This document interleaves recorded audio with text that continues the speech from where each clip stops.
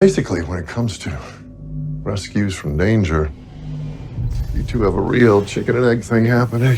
When Picard Season 3 showrunner Terry Matalas told Screen Rant that not only was there a plan from day one for Todd Stashwick to reprise his role as Captain Liam Shaw, but that it was also amazing. What am I saying again? And every time he and Todd talk about it, they get chills. A couple of things happened immediately for us. The first thing is that if Matalas says the idea is amazing, you can take that to the bank. Did he give the TNG crew the send-off it deserved? Is 12 Monkeys the best science fiction time travel TV show of all time? Did he come up with the best idea to incorporate the Kobayashi Maru into a new Star Trek TV show? Don't use the word exclusive when you post this. Yeah. Oh wait, you don't know about that one yet. But trust us, it's amazing. In fact, everything that oozes from his New Jersey-bred Einstein-like Back to the Future-inspired science fiction brain is game-changing. Look out! And Paramount could literally print money on the backs of Star Trek fans if they gave this guy the keys to the kingdom. But I digress. The second thing we needed to do, knowing Terry and Todd are giving each other chills on how they would bring Shaw back should they get Star Trek Legacy off the ground, was to figure out what Terry, Todd, and the team of writers might be cooking up. You see, when Captain Shaw failed to be impressed with Picard and Riker's exploits and then died trying to save his shipmates, a Federation legend was born. But wait, you say, they haven't greenlit Star Trek Legacy yet, and officially they haven't, but we have it on good authority that Alex Kurtzman and Paramount execs are taking it very seriously. And the longer this writer's strike continues and slows down future production of already announced Star Trek shows, the more signatures the biggest Star Trek petition ever will continue to acquire, and the more time executives can look at Picard Season 3's numbers and say, hot damn, somebody call Terry Matalas. Oh yes. She'll fly. So with that in mind, we're going to break down all of the ways Matalas and his writing team could awesomely bring Shaw back. And since a lot has been made of how Picard Season 3 feels a little bit Wrath of Connie, well, just like we lost our beloved Spock in that movie, you remember what the title of the next movie was, right? So inspired by that ingenious marketing idea that had us eating at Taco Bell every day, trying to get every one of those fantastic collector glasses, we have decided the Picard spin-off show must be named for our newest favorite Starfleet captain. Oh, no, not that one. Don't worry, she'll have her own video coming up soon. No, this is Star Trek Legacy, The Search for Shaw, so you don't want to miss this episode. And if you haven't already subscribed to our channel, please do so now, and give us a thumbs up if you want more honest pop culture like this. And make sure you stay tuned to the end to see how to get this awesome Star Trek Legacy design from the amazing artists at mixtease.com. There was a young lady from Vega. The old grease monkey who stylizes himself a dipshit from Chicago, who has the cojones to stand up to Star Trek legends Picard and Riker, had brought a new kind of Star Trek joy to our hearts, and then, spoiler alert, in episode 9 he goes down. Some Star Trek fans had fallen in love with Shaw so hard they simply couldn't recover from the loss and literally lost their minds. It literally ruined Trek for me. So why did they kill him off when so many fans fell in love with him? While it's true that the level of love for Shaw caught the production team by surprise, the reality is that he was always supposed to die. According to Matalas, he was named after Robert Shaw from Jaws. No distress signal had been sent.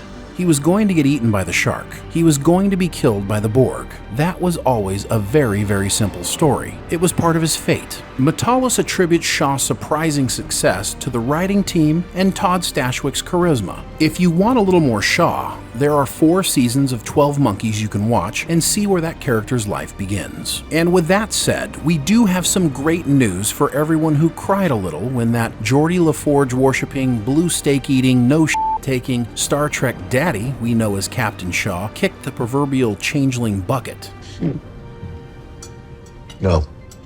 There are 11 different ways we think Star Trek writers can bring him back and make him an important part of Star Trek Legacy. But before we share all of them with you, please help us keep the lights on by listening to a quick message about this video sponsor, Private Internet Access. There are no days off when it comes to connecting to the internet, and because this is where we work, pay our bills, and connect with loved ones, safety and security are two of the most important things to us. This is why we use Private Internet Access for our all-in-one VPN solution. A virtual private network hides your IP address and safeguards your internet connection through an encrypted tunnel to shield your digital life from the eyes of those looking to exploit your private information. Private Internet Access not only protects you from those prying eyes, but they offer you access to regional content from all over the world. With the click of a button, you can access the internet from 84 countries and all 50 US states. For example, Better Call Saul is available on Netflix globally right now. No more waiting for your favorite show to come out where you live when it's already available somewhere else. A subscription to Private Internet Access is like taking a luxury cruise through dangerous waters. Once you're on board, you can relax and surf to your heart's content. Use our link www.piavpn.com/podcast to get an 83% discount on Private Internet Access. That's just $2.03 a month, and you also get 4 extra months free. Protect an unlimited amount of devices and try Private Internet Access risk-free today with a 30-day money-back guarantee. Protect yourself today.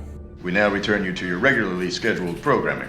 And without further ado, here are the 11 different ideas for bringing Captain Liam Shaw back in Star Trek Legacy. Make sure you watch all the way to the end to see our favorite idea that brings Shaw back in the next show. If you engage in enough Star Trek fan conversation, this is going to be an idea that comes up a lot. Because for some reason, Star Trek fans just can't get enough holograms. Are they real? Do you have to put up with their attitudes? Professor Moriarty was the first of the self-aware holograms, and of course his character inspired Voyager's emergency medical hologram, played by sci-fi legend Robert Picardo. Then arguably one of the most interesting aspects of Picard Season 1 was Captain Cristobal Rios and his 5 holograms he created in his own image to help him on the La Sirena. Even in Star Trek Prodigy we get Hologram Janeway, there to help out the new recruits. Star Trek fans love holograms. So of course it only makes sense that Captain Shaw could also be brought back as a photographic recording of a light field as well. Starfleet seems to keep a lot of stuff on file. Why not the essence of Captain Shaw? Although instead of coming back as the captain of a starship, he comes back as his first love, the emergency chief engineer. Perhaps the Enterprise G, out on a 5-year mission, loses their chief engineer, and thanks to a lack of Starfleet personnel available over the age of 25, thanks Borg, the Federation has implemented emergency holograms for all critical positions. Shaw gets to come back as the grease monkey he's always loved being. With no memory of his prior existence outside of Starfleet records, but still maintaining his sarcasm, wit, and charm, Seven must find a balance between her memories of Captain Shaw, her relationship with the Doctor from Voyager, and the budding individual EEH Shaw is now becoming. Let's be honest, the last thing we need is another main Star Trek character running around as a golem pretending to be human. We still have a bad taste in our mouth for Robot Picard thanks to Season 1. But as was done with Data, this could be the way to go. Star Trek has a fascination with androids that goes all the way back to the original series. Episodes like What Are Little Girls Made Of?, I, Mud, Requiem for Methuselah, and Return to Tomorrow. So would we be shocked if someone has been secretly working on a Shaw android? Not at all. And what about cloning?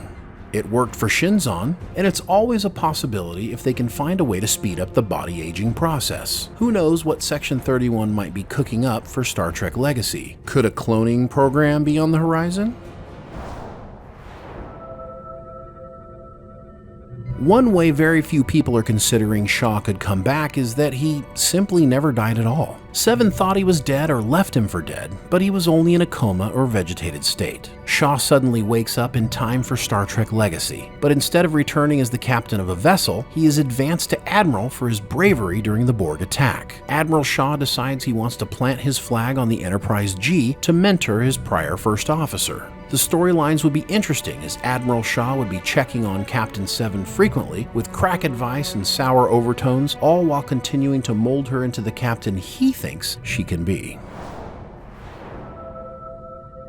You Force wielders are going to love this one. That's not the way the What if Shaw came back as a sort of Force ghost that only 7 of 9 can see and hear? Something happened during her close proximity of Shaw's death as a result of her Borg implants. In a way, Shaw is haunting her, and he's actually trapped. He'd love to move on, and she certainly wants him to as well. During the first season, he pops in and out like Obi-Wan or Yoda does for Luke, sometimes wanted and sometimes not. The best part would be getting to hear Shaw's sarcastic take on Seven's crew that only she and we would hear. Once again, Shaw is a hologram, but this time he is related to a program on the holodeck, specifically command training. Seven learns that some of her crew has been getting contradicting advice from the holodeck program that runs their command training. And guess who is running the training? Holo Captain Shaw. Forgive me. At some point, asshole became a substitute for charm. Complete with his same demeanor and priorities. He's going by the book, but Seven wants her crew to be more flexible. Shaw's role in the holodeck eventually becomes similar to that of Guinan during TNG. He's the place people go to get advice and hear truths that are hard to hear.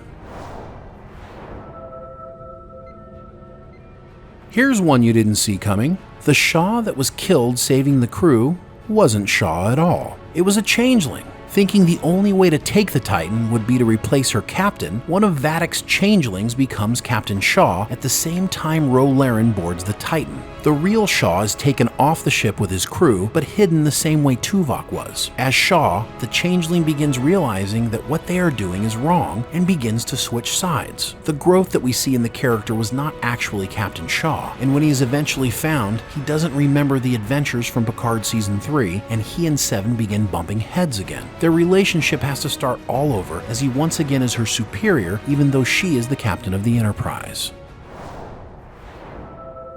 Okay, this is a good one. Shaw died saving the crew, but as a result of a transporter mishap during an away mission on the Enterprise G, Mirror Universe Shaw finds himself aboard the ship. And how do we know he's from the Mirror Universe? Does he have an evil-looking goatee or wild laughter? No. This Shaw is super nice, helpful, and really friendly. He couldn't imagine being rude to anyone. A truly horrifying visitor from the Mirror Universe. Just feeling chipper.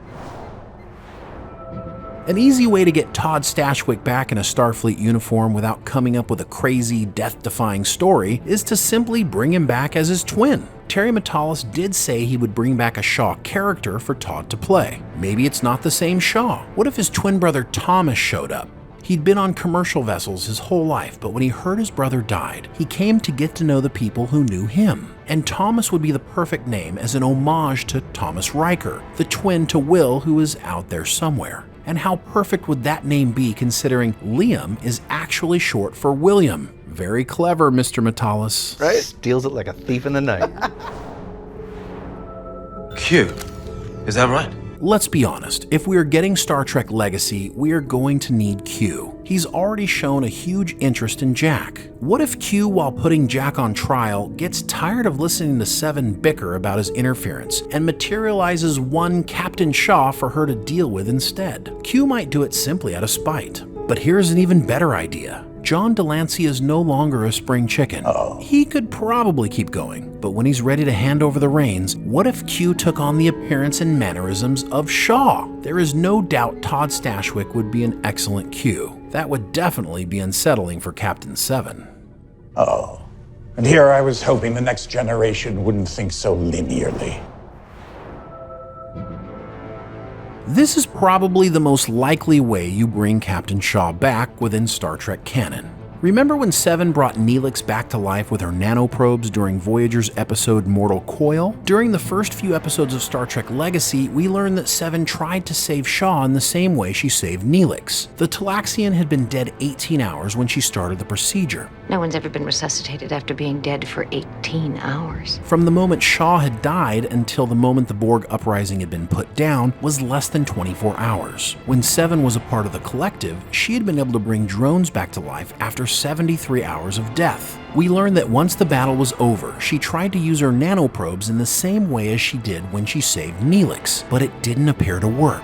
Later, somewhere in a Starfleet morgue, Shaw wakes up and accesses the computer to find out what happened to him. He learns that Seven used Borg nanoprobes on him and comes to the realization that this is why he's alive. The only problem is he can't live with the fact that the same Borg who murdered his friends twice are now floating around in his body. Instead of going back to Starfleet, he blends into society until one day he runs into Captain Seven on an away mission on the Enterprise G. Shaw's inner struggle would add incredible layers of depth to his character as he and Seven get to know each other once again. And before we share with you our favorite way of bringing Shaw back for Star Trek Legacy, let us first share with you some wonderful fan fiction that made us smile from ear to ear. While talking to fans about how they'd like to see Shaw come back, the most interesting and enjoyable idea came from someone who wanted to right several wrongs all at the same time. Don't forget the females. Females? You'll be able to choose as many concubines as you'd like. It was suggested that Trip Tucker from Enterprise faked his death and is now part of a time-traveling agency defending the Federation from evil time travel agents. Tucker travels through time and recruits Hemmer from Strange New Worlds since his death was pointless. But there was so much you could have done with that character. We now understand that he had something greater to be a part of. And after Hemmer, Tucker recruited Shaw, who hadn't actually died in that moment. Seven, who had been in the fight of her life with the Borg, left him there, and Tucker stepped in and saved him. The three of them have been time traveling and protecting the galaxy together ever since. A mission in the future will bring them face to face with Captain Seven and the Enterprise G. I'd appreciate it if we could keep this between us. Here is the final way to bring Shaw back for Star Trek Legacy, and it's also our favorite. Star Trek Legacy: The Search for Shaw. Seven's been having bad dreams and visions that she hasn't been sharing with anyone. She's dreaming of Captain Liam Shaw at different points in his life. It's gotten to the point where she is hardly sleeping. She remembers back to when Shaw had been killed and she tried to save him using her nanites. Things have been different for her since that day. She also dreams about her mind meld with Tuvok years ago when they were fighting over Unimatrix Zero with the Borg. She goes to Tuvok finally desperate because she's not sure what's wrong with her. We learn that through some combination of Tuvok's lingering mind meld, the Borg nanoprobes, and Seven's Borg implants, she's been carrying around the Katra of Liam Shaw. We also learn Shaw's body was taken by Section 31 as part of the Project Phoenix to Daystrom Station so they could study why the Borg nanites didn't work. Despite the same thing happening to Spock and McCoy years earlier, Starfleet doesn't believe Seven, and she, Tuvok, and other close members of her team take matters into their own hands. They make a plan to steal the Genesis 2 device and Shaw's body on ice at Daystrom Station. Can Seven bring Shaw back? If they do, will a probe show up looking for humpback whales and force Seven to go back to 1984? You get the picture. My father says that you have been my friend. You came back for me. Because the needs of the one outweighed the needs of the many. Do you want Star Trek Legacy to happen? And would you like Terry Matalas to bring back Captain Shaw? Which of these ways would you enjoy most? Do you have another idea we didn't mention here? Let's talk about it in the comments below. And if you're excited at the idea of more Star Trek in the 25th century, head over to the change.org petition at terrytrek.com and add your name to the list of nearly 60,000 fans who want to see more. Don't forget our Star Trek Legacy design in our store. Get 20% off your purchase by using coupon code THEPOPCAST. The link is in the description below. Copy that, Enterprise. You're clear for departure. Happy Frontier Day.